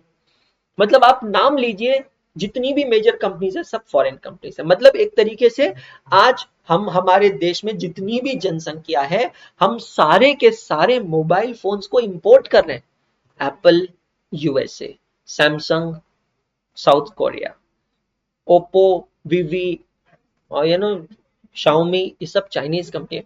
मतलब हमारे देश में, मतलब मोबाइल फोन मुझे लगता है आज उतना ही इंपॉर्टेंट है जितना इंपॉर्टेंट आलू और प्याज है। आप एग्री करते हैं मेरी बात से, है ना? लेकिन ये सारे के सारे कंपनीज इंडिया के बाहर के कंपनीज है, इंडियन कंपनीज नहीं है। माइक्रोमैक्स ने आने की कोशिश की, जियो ने आने की कोशिश की, कोशिश चल रही है, बट अभी तक सक्सेसफुल नहीं हो पाया। मैं हार्डवेयर की बात कर रहा हूं, मैं टेलीकम्युनिकेशन की बात नहीं कर रहा हूं, है ना, मैं हार्डवेयर की बात कर रहा हूं। सेकंड, जो मुझे लगता है बहुत जरूरत की चीज है, second, laptop as a hardware and its operating system. Think about it, think about it my dear friends. आज हम सब लोगों को ऑपरेटिंग सिस्टम की जरूरत होती है। What is an operating system? Operating system is the software जो हमारे हार्डवेयर को, गैजेट को चलाता है। अब आप एग्जांपल लीजिए आपके डेस्कटॉप का या लैपटॉप का। डेस्कटॉप और लैपटॉप में ऑपरेटिंग सिस्टम कौन सा चलता है? आज भी कौन सा चलता है? विंडोज। और विंडोज बनाने वाली जो कंपनी है माइक्रोसॉफ्ट, वो कंपनी कहाँ की कंपनी है? यूएसए की। इसका मतलब है इंडिया में जितने भी पीसीज यूज हो रहे हैं, हर एक पीसी पे एक तरीके से हम टेक्नोलॉजी को क्या कर रहे हैं? इंपोर्ट कर रहे हैं। हर बार जब हम डोमिनोज का पिज्जा खा रहे हैं, तो हम डोमिनोज का पिज्जा खाकर हम लोग क्या कर रहे हैं? एक तरीके से हम एक फॉरेन प्रोडक्ट को कंज्यूम कर रहे हैं। Every single time whenever we consume a Pepsi और a coke, we are consuming a foreign product. Please try to understand. मैं ये नहीं कह रहा हूं इन प्रोडक्ट का बहिष्कार करना चाहिए, मैं ऐसा बिल्कुल नहीं कह रहा हूं। मैं आपको एक सिंपल सी चीज समझा रहा हूं कि हमारे देश में आज भी ऐसी कई सारी चीजों का इंपोर्ट होता है जो नहीं होना चाहिए। और मुझे लगता है हम लोग इतने कैपेबल है, अब हमारा देश जो इतनी तरक्की कर रहा है, हमारा देश इतना कैपेबल है कि अगर हम चाहें तो हमारा देश इन चीजों को डोमेस्टिक प्रोडक्शन कर सकता है। There can be certain domestic companies, कुछ ऐसी कंपनियां हो सकती है जो इसका प्रोडक्शन करे, ताकि हमारे देश के सेल्फ कंजम्पशन के लिए वो चीजें बन जाए और हमें उसको इंपोर्ट ना करना पड़े। यहाँ पर मैं स्पेशल मेंशन करवाना चाहूंगा, अगर आप देखेंगे तो चाइना को, आपको जानकर हैरानी होगी दोस्तों, चाइना में एप्पल के आईफोन्स बैंड है, चाइना के अंदर व्हाट्सएप बैंड है, चाइना के अंदर विंडोज, माइक्रोसॉफ्ट विंडोज बैंड है। मतलब चाइना में उनका खुद का मैसेंजर है, उनका खुद का व्हाट्सएप टाइप सॉफ्टवेयर है। चाइना में उनकी खुद की मोबाइल फोन कंपनीज है, so they don't allow their citizens to have iPhones. China में उनके लैपटॉप्स चलाने के लिए उनका खुद का ऑपरेटिंग सिस्टम है। मतलब हम लोग जो हमेशा एक चीज कहते हैं ना, वो बहुत सही है, आत्मनिर्भर भारत। ये आत्मनिर्भर वाली भारत, भारत वाली बात बहुत सही है कि अगर हमें आत्मनिर्भर होना है तो हमें मेक इन इंडिया करना पड़ेगा, ज्यादा से ज्यादा प्रोडक्ट को इंडिया में बनाना पड़ेगा। तो उसको बढ़ावा देने के लिए small industrial development bank of India, correct. Next, next two types of banks are scheduled banks and non scheduled banks. अभी के लिए बस इतना समझिएगा, शेड्यूल्ड बैंक्स जो होती है they are less risky, non scheduled banks are relatively risky. समझ में आ रहा है? अब शेड्यूल्ड ये नाम पड़ा कैसे, इसको समझिएगा, ध्यान से देखिएगा।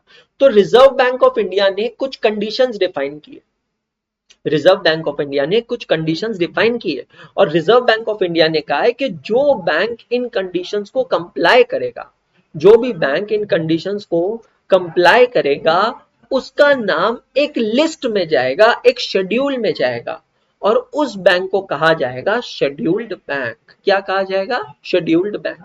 ना अभी हमें वो कंडीशन देखनी है, ना अभी हमें वो लिस्ट देखनी है, सिर्फ क्योंकि मैं आपको टाइप ऑफ बैंक पढ़ा रहा हूं और मेरे तरफ से पढ़ा रहा हूं, इसीलिए आप लोगों को ये समझना है। शेड्यूल्ड बैंक्स मतलब जो रिजर्व बैंक ऑफ इंडिया की वो स्ट्रिक्ट गाइडलाइंस, रूल्स, कंडीशंस को फुलफिल करता है।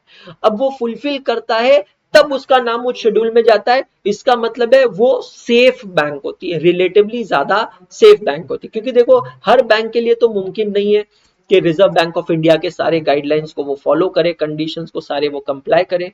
तो ये जो बैंक्स होती है ये सेफ बैंक्स होती है। जो बैंक ये कंडीशंस कंप्लाई नहीं कर पाती वो कहलाती है non scheduled bank. Non scheduled क्यों कहलाती है? बिकॉज इन लोगों का नाम जो है वो लिस्ट में अपीयर नहीं होता है, शेड्यूल में अपीयर नहीं होता है। तो अगली दो टाइप की बैंक्स हम लोगों ने क्या देखी? Scheduled bank and non scheduled bank. Clear हो गया? Next, public sector bank and private sector bank and foreign bank.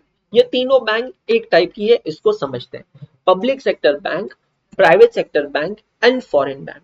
A public sector bank can also be referred as government bank. Nationalise bank भी एक नाम है और आप इसको government bank भी कह सकते हैं। पब्लिक सेक्टर मतलब ऐसी बैंक जिसमें 51% से ज्यादा शेयर सरकार के होते हैं, गवर्नमेंट के होते हैं, it's a public sector bank. Examples हैं आपके सामने, bank of Baroda, union bank of India, bank of Maharashtra, ये सब कौन सी बैंक्स है? पब्लिक सेक्टर बैंक्स है। प्राइवेट सेक्टर बैंक्स मतलब these are those banks which are held by private parties. प्राइवेट लोग इसको होल्ड करते हैं, प्राइवेट पार्टीज इसको होल्ड करती है। इसको क्या कहा जाता है? Private sector bank. कौन सी बैंक कहते हैं बेटा जी? Private sector bank. तो public sector bank, private sector bank.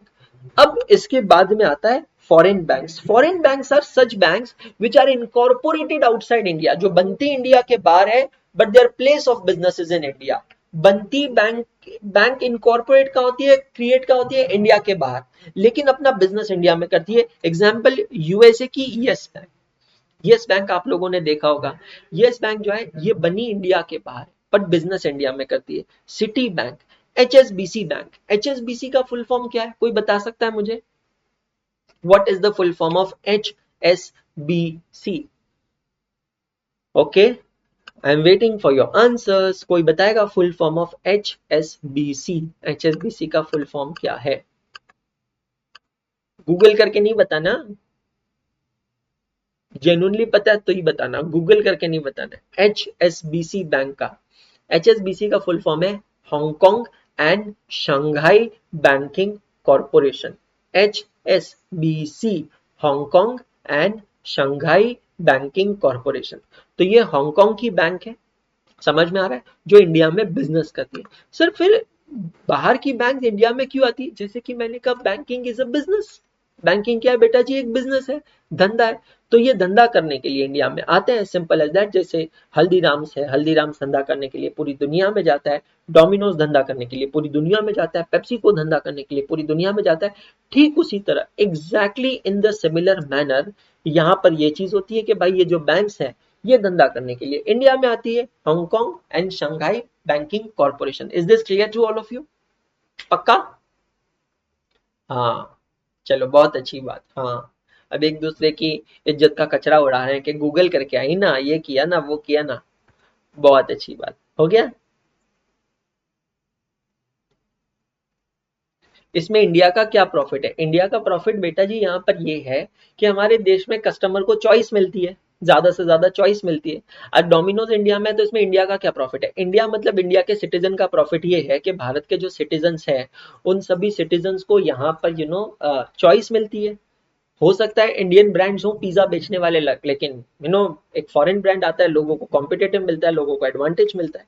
फिर आता है लास्ट में cooperative bank. A cooperative bank is a bank which is of the people, for the people and by the people. I repeat, what is a cooperative bank? A cooperative bank is a bank which is of the people, for the people, by the people. I repeat, which is of the people, for the people, by the people. जो लोगों से बनी है, लोगों की बनी है और लोगों के लिए बनी है, उसको कहते हैं कोऑपरेटिव बैंक। इसका एक सबसे क्लासिक एग्जांपल जो होता है वो होता है बचत गुट। बचत गट, गुट जो भी कहना चाहो, बचत गट। अब जैसे आप इमेजिन करिए कि यू नो सोसाइटी की कुछ महिलाएं होती है, लेडीज होती है। ये लेडीज लोग मिलकर एक एक छोटा सा ग्रुप बना लेती है। ये ग्रुप के अंदर ये लोग क्या करते हैं? ये खुद ही पैसा कंट्रीब्यूट करते हैं और ये पैसा कंट्रीब्यूट कर कर इनमें से ही किसी को अगर कभी जरूरत है लोन की या किसी और चीज की, तो ये आपस में ही एक दूसरे को लोन देते हैं। समझ में आ रहा है? They give loan to each other. उसको कहते हैं बचत गट या बचत गुट। So that is a cooperative bank. Cooperative bank is a bank which is of the people, for the people and by the people. I repeat, of the people, for the people and by the people. Is this clear to all of you? ये सबको clear हुआ? पक्का समझ में आ रहा है? 100%? चलिए बहुत बढ़िया। सो ये तो हो गई वेरियस टाइप्स ऑफ बैंक्स। अब what are the major functions of a bank? आखिर एक बैंक के मेजर फंक्शंस होते क्या क्या है, समझने की कोशिश कीजिएगा। बैंक के जो फंक्शंस होते हैं उसको मैं प्राइमरीली दो कैटेगरी में डिवाइड करता हूं, banking functions and non banking functions. Banking functions मतलब बैंक के बैंक वालों के काम। Banking functions. Non banking functions मतलब बैंक के नॉन बैंकिंग वाले काम। तो बैंकिंग फंक्शंस में आते हैं 3 फंक्शंस। पहला फंक्शन आता है एक्सेप्टिंग डिपॉजिट्स। क्या आता है पहला फंक्शन? Accepting deposits. बैंक हम लोगों से पैसे इकट्ठा करती है। अब इसको इकट्ठा करने के लिए बैंक ने 2 टाइप के अकाउंट्स बनाए होते हैं, 2 टाइप के डिपॉजिट अकाउंट। एक होता है टाइम डिपॉजिट अकाउंट और दूसरा होता है demand deposit account. Time deposit account का मतलब क्या? दीज आर दोज अकाउंट्स, ध्यान से सुनना। Time deposit accounts are those accounts whose money will be returned only after a period of time gets over। मतलब क्लासिक एग्जांपल है FD account. FD account का full form क्या है बेटा जी? Fixed deposit account. क्या है? Fixed deposit account. तो आपका बैंक में एक फिक्स्ड डिपॉजिट है, इसका मतलब है आपके पास पैसा है और पैसे की आपको जरूरत नहीं है। तो आपने क्या किया है, कुछ समय के लिए, लेट्स टेक एन एग्जांपल, 6 महीने के लिए, 1 साल के लिए वो पैसे को बैंक में जमा कर दिया, एफडी कर दिया। अब आपको वो पैसा कब मिलेगा? वो 6 महीना या 1 साल खत्म होने के बाद। समझ में आ रहा है? 6 महीना या 1 साल खत्म होने के बाद, उसके पहले आपको पैसा नहीं मिलेगा। सिमिलर होता है आरडी अकाउंट। आरडी अकाउंट का फुल फॉर्म होता है बेटा जी recurring deposit account. What is a recurring deposit account? अब फिक्स डिपॉजिट में तो आपके पास अभी तुरंत पैसा है जमा करने के लिए। आरडी अकाउंट में क्या होता है, आप हर रोज या हर हफ्ते या हर महीने एक फिक्स्ड अमाउंट डिपॉजिट करते हो। आप समझ रहे हो? हर रोज, हर हफ्ते, हर महीने एक फिक्स डिपॉजिट अमाउंट आप अमाउंट जमा करते हो, उसको कहते हैं recurring deposit. The word recurring means re occurring, बार बार बार बार बार बार जब आप पैसा जमा करते हो उसको कहते हैं रिकरिंग डिपॉजिट अकाउंट। तो टाइम डिपॉजिट अकाउंट्स कौन से अकाउंट्स हो गए? They are those accounts whose money will be available after a particular period of time is over। I hope it is clear। उसके बाद होता है demand deposit account. Demand deposit accounts are those accounts जिसका पैसा आपको मिलेगा on demand. जब आप बैंक से जाकर पैसा मांगोगे तब आपको पैसा मिलेगा ऑन डिमांड। एग्जाम्पल है saving account, current account. Saving account को हिंदी में कहते हैं बचत खाता और करंट अकाउंट को कहते हैं चालू खाता। A current account is a businessman's account. Current account क्या होता है? बिजनेसमैन अकाउंट होता है। तो जो बिजनेसमैन होते हैं, जो बिजनेस करते हैं, वो लोग क्या करते हैं, वो अपना एक अकाउंट ओपन करते हैं जिसको कहते हैं current account. Sir current account और सेविंग अकाउंट में डिफरेंस क्या है? डिफरेंस बहुत सिमिलर है। सेविंग अकाउंट में नंबर ऑफ ट्रांजेक्शन्स पे लिमिटेशंस होती है, करंट अकाउंट में नंबर ऑफ ट्रांजेक्शन्स पे लिमिटेशन नहीं होती है। सेविंग अकाउंट पे इंटरेस्ट मिलता है, लेकिन करंट अकाउंट में उल्टा बैंक चार्जेस चार्ज करता है, बिकॉज आपको बैंक सर्विसेज प्रोवाइड कर रहा है। सेविंग अकाउंट में अमाउंट ऑफ ट्रांजैक्शन की भी लिमिटेशन होती है, करंट अकाउंट में अमाउंट ऑफ ट्रांजैक्शन की भी कोई लिमिटेशन नहीं होती है। मतलब कुल मिलाकर बात यहां पर यह है कि सेविंग अकाउंट उन लोगों के लिए बना है जिनका ऑब्जेक्टिव होता है पैसा सेव करना। मैं घर में गुल्लक डालने की जगह बैंक में अकाउंट ओपन करता हूं। करंट अकाउंट उन लोगों के लिए बना है जो अपने बिजनेस में अकाउंट सपोर्ट करना चाहते हैं, है ना, बैंकिंग से सपोर्ट करना चाहते हैं। तो बैंकिंग फंक्शंस में पहला क्या आ गया? Accepting deposit.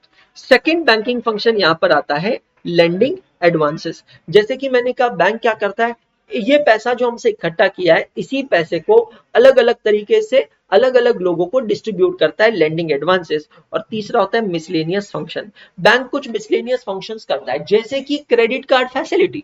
Try to understand. Debit card facility. दोस्तों पुराने जमाने में ना एटीएम्स होते थे, ना क्रेडिट कार्ड होते थे, ना डेबिट कार्ड होते थे।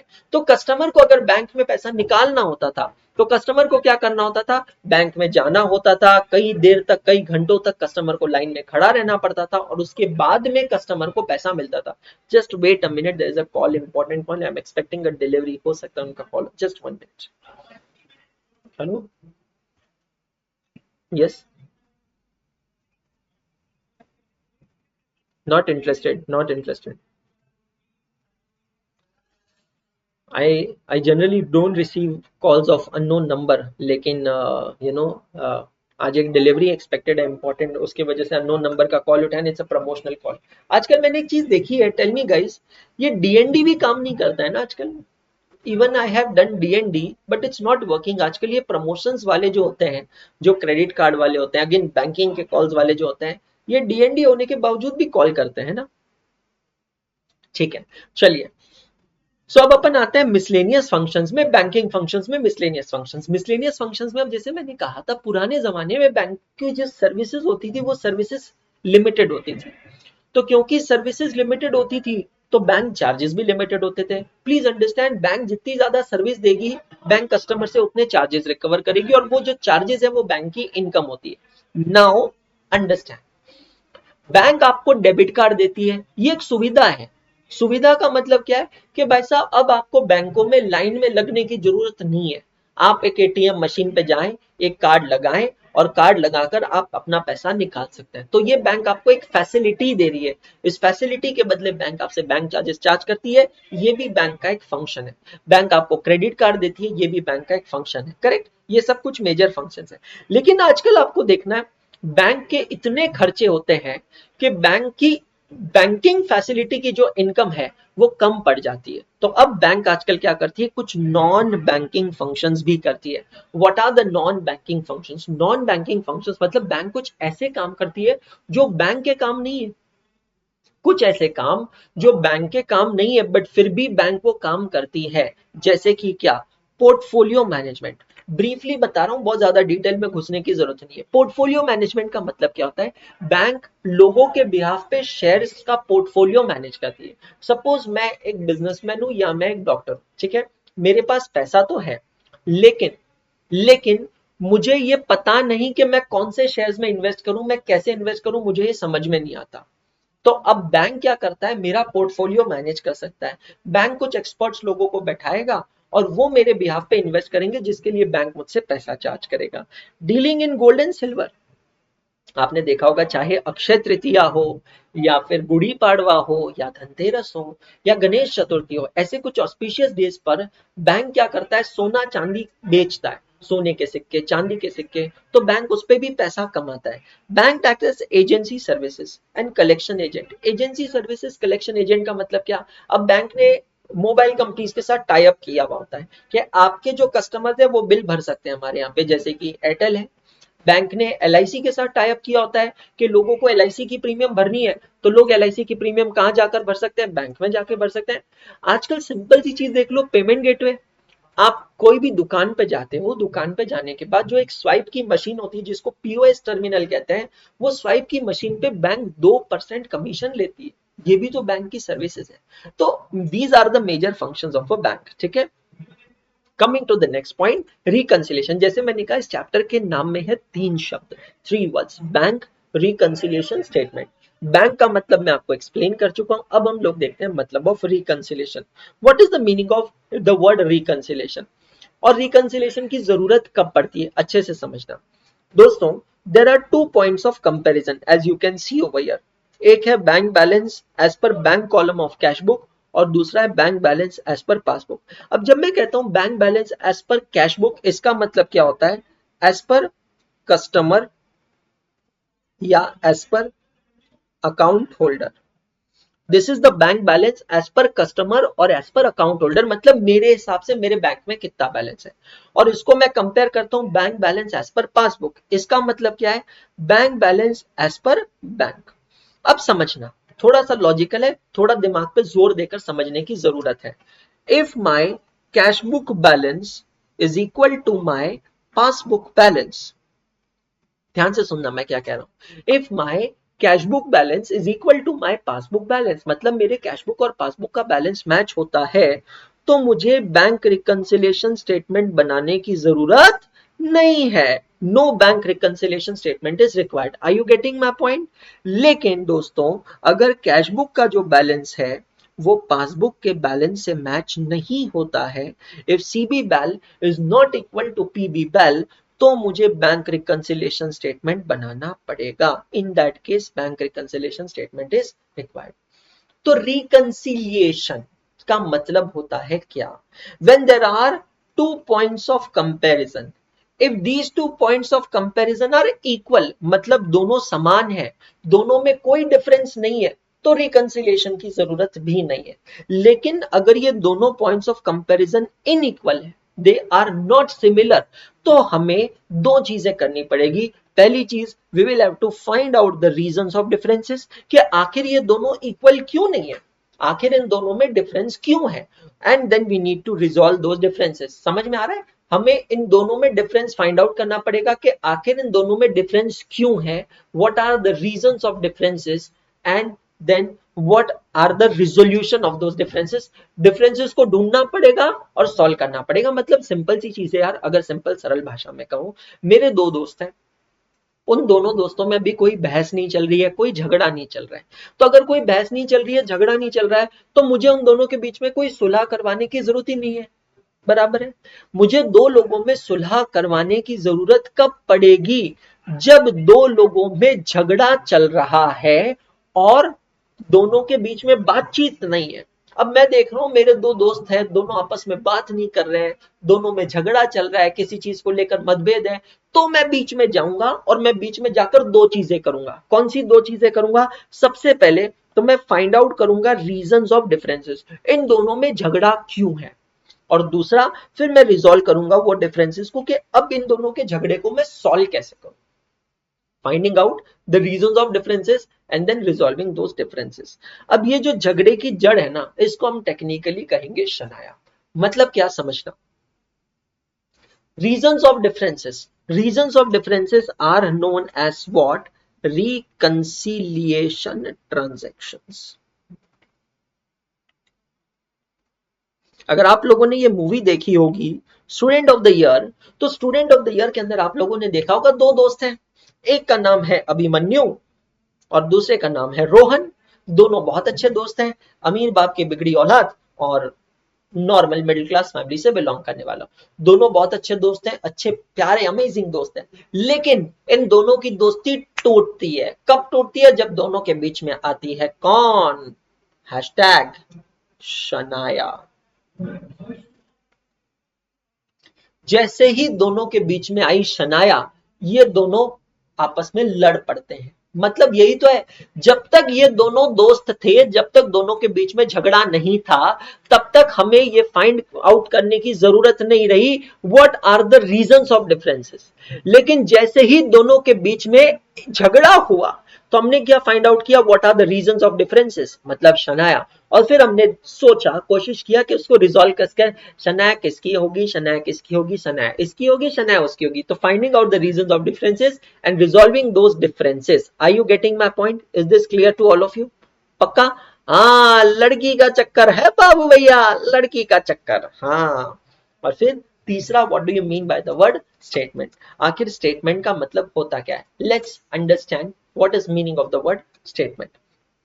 A statement is a systematic presentation of data in a tabulated format between columns having column headings known as captions and rows having row headings known as stubs, capable enough of generating the desired information.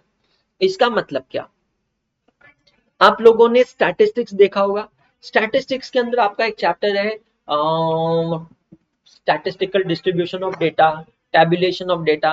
वहां पर आपने definition देखी होगी। Statement मतलब simple क्या है? Statement मतलब जो भी डेटा मेरे पास है, उस डेटा को सिस्टमैटिकली प्रेजेंट करना। क्या करना? डेटा को सिस्टमैटिकली प्रेजेंट करना इन टैबुलेटेड फॉर्म। जब मैं कहता हूं टैबुलेटेड फॉर्म, तो टेबल का मतलब क्या होता है? There are some columns and there are some rows. समझ में आ रहा है? Between the columns and between the rows उसको प्रेजेंट करना, उसको क्या कहते हैं? स्टेटमेंट कहते हैं। अब सर एक बात बताइए, जब मेरे पास डेटा है, तो मुझे डेटा को स्टेटमेंट फॉर्मेट में प्रेजेंटेशन करने से क्या मिलेगा? आपको मिलेगा इंफॉर्मेशन। प्लीज अंडरस्टैंड, डेटा जो होता है वो बहुत स्कैटर्ड होता है, वो बहुत रॉ होता है, वो बहुत क्रूड होता है, उससे आपको कुछ समझ में नहीं आएगा। You will not understand anything. लेकिन जब आप उस डेटा को सिस्टमैटिकली प्रेजेंट करोगे, तब आप उससे कुछ इंफॉर्मेशन निकाल सकोगे। समझ में आ रहा है? तब आप उससे कुछ इंफॉर्मेशन निकाल पाओगे, कुछ मीनिंगफुल इंफॉर्मेशन आप वहां पर निकाल पाओगे। क्लियर हुआ? पक्का? चलिए, यहां तक सबको क्लियर हो गया। तो अब यहां के बाद मैं आपको समझाता हूं बेसिक चीज फॉर टुडेज क्लास। बेसिक चीज यहां पर बहुत सिंपल है। What happens when someone open a bank account with any bank? जब भी कोई इंसान, जब भी कोई पर्सन बैंक में जाकर बैंक अकाउंट खोलता है, तो आखिर होता क्या है? Let's understand with an example of John. दोस्तों, जॉन एक बिजनेसमैन है और एक बैंक है जिसका नाम है फेडरल बैंक। अब ये तो सिर्फ एक एग्जांपल है, फेडरल बैंक की जगह आईसीआईसीआई बैंक हो सकता है, एक्सिस बैंक हो सकता है, कोई भी बैंक हो सकता है। आई होप ये क्लियर है। तो जॉन जब फेडरल बैंक में अकाउंट खोलेगा तो आखिर होगा क्या, समझते हैं।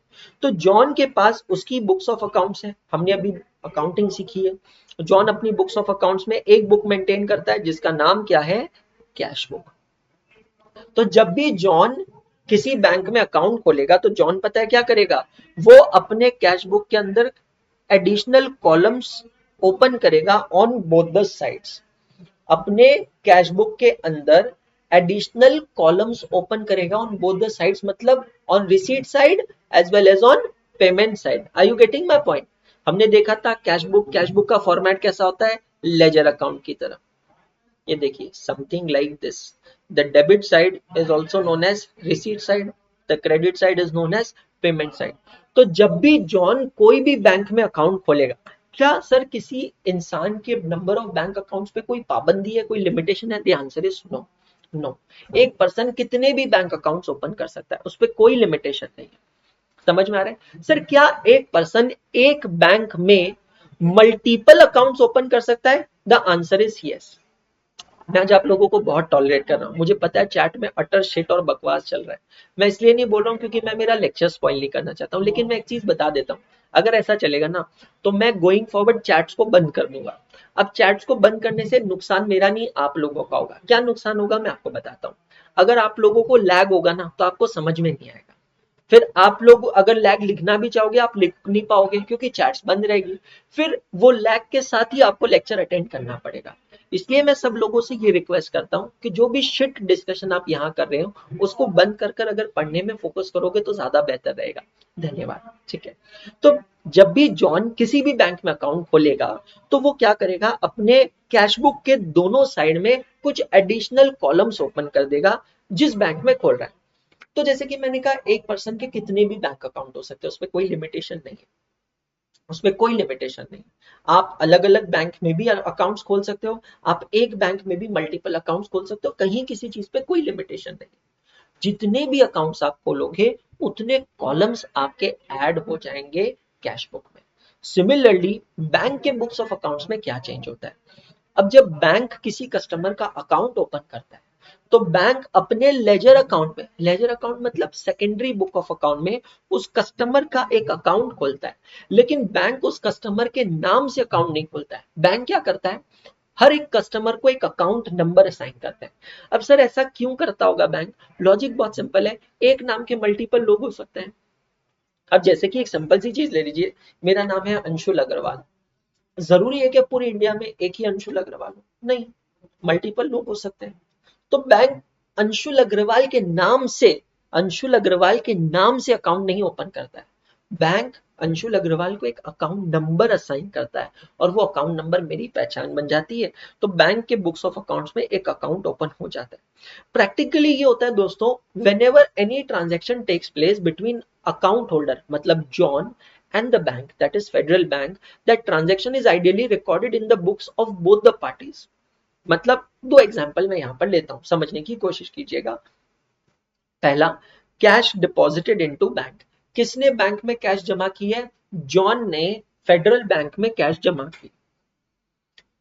Cash deposited into bank, John ने फेडरल बैंक में कैश जमा की है। अगर जॉन ने फेडरल बैंक में कैश जमा की है तो लॉजिकली समझना, जॉन के पास से कैश जा रही है और बैंक के पास कैश आ रही है। Do you agree with me? I repeat, जब मैं कहता हूं कैश डिपॉजिटेड इनटू बैंक मतलब जॉन ने फेडरल बैंक में कैश जमा की है, मतलब जॉन के पास से कैश जा रही है और फेडरल बैंक में कैश आ रही है। तो अब ये ट्रांजैक्शन जॉन भी रिकॉर्ड करेगा और फेडरल बैंक भी रिकॉर्ड करेगा। जॉन अपने बुक्स में क्या रिकॉर्ड करेगा? Federal Bank account debit to cash account credit. Cash deposited in bank की जर्नल एंट्री क्या होती है बेटा जी? Bank account debit to cash account. और बैंक, फेडरल बैंक अपने बुक्स में क्या एंट्री पास करेगा? कैश अकाउंट डेबिट, क्योंकि कैश का रूल क्या है, नेचर क्या है? Real account. रियल अकाउंट का रूल क्या है? Debit what comes in, credit what goes out. तो बैंक के लिए कैश आ रही है तो बैंक कैश अकाउंट को डेबिट करेगा और जॉन का जो अकाउंट नंबर है उसको क्रेडिट करेगा। बैंक के लिए जॉन का जो अकाउंट नंबर है वो कौन सा अकाउंट है बेटा जी? पर्सनल अकाउंट है। और पर्सनल अकाउंट का रूल क्या है? Debit the receiver, credit the giver. तो क्योंकि जॉन गिवर है तो जॉन को बैंक क्या करेगा? क्रेडिट करेगा। दूसरा ट्रांजेक्शन लेता है कैश विड्रॉ फ्रॉम बैंक। अब समझो क्या हुआ transaction? Cash withdraw from bank. John ने बैंक में जाकर कैश निकाली। जॉन ने बैंक में जाकर जब कैश निकाली है तो जॉन के पास कैश आ रही है, बैंक के पास से जा रही है। तो ये ट्रांजैक्शन वापस दोनों लोगों के बुक्स में रिकॉर्ड होगा। मतलब जॉन के बुक्स में एंट्री पास होगी cash account debit to Federal Bank account, और फेडरल बैंक के बुक्स में एंट्री पास होगी बेटा जी जॉन का अकाउंट नंबर जो है उसको डेबिट करेंगे टू कैश अकाउंट क्रेडिट। तो कुल मिलाकर बेटा जी मैं यहाँ पर ये चीज आपसे कहना चाहता हूँ, ऑल आई वांट टू से you is every single transaction that takes place between John and account holder, it is primarily recorded in the books of John also and in the books of account holder also। दोनों के books में record किया जाता है। दोनों के books में transaction जब रिकॉर्ड होता है तो सर आइडियली कैश बुक और पासबुक में डिफरेंस होना ही नहीं चाहिए। There should not be any difference in balance as per cash book and balance as per passbook। तो सर फिर बैंक रिकंसिलिएशन की जरूरत ही क्या है? लेकिन दोस्तों कुछ ऐसे ट्रांजैक्शंस होते हैं जिसके वजह से कैश बुक और पासबुक में डिफरेंस होता है, और उन ट्रांजैक्शंस को हम कहते हैं हैशटैग शनाया, मतलब रिकंसिलिएशन ट्रांजैक्शंस। और वो कौन से ट्रांजैक्शंस होते हैं वो हम देखेंगे कल के लेक्चर में। उम्मीद करता हूं आपको आज का लेक्चर अच्छा लगा होगा, सारी चीजें समझ में आई होगी। आप लोगों के जो भी गप्पा गोष्ठी गाने चल रहे थे उसके वजह से अगर आप लोगों को कुछ समझ में ना आया हो, मिस कर दिया हो, तो आज का लेक्चर दोबारा देख लीजिएगा। फिर से मुलाकात होगी आपसे कल सुबह 11 बजे इसी क्लास में लेक्चर नंबर 17 के साथ। तब तक thank you so much, have a good day all of you.